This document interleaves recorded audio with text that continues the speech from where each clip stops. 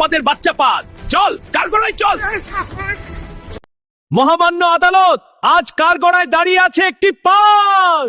এই পাদের কারণে কাল আমার তারাবির নামাজ হয়নি।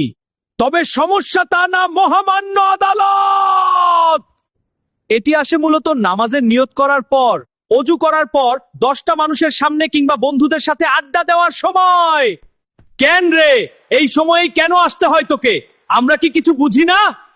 সালা তোর ক্যারেক্টারটাই এমন। সুখের সময় একজন শত্রু হিসেবে দাঁড়িয়ে থাকবি আর মানসম্মানের 12টা বাজিয়ে দিবি। জর্জ সাহেব, এই পাদের বাচ্চা পাদকে নগদে শাস্তি দেওয়া হোক। একটু চুপ থাকো উকিল সাহেব, চলো আমরা তার মুখে শুনি।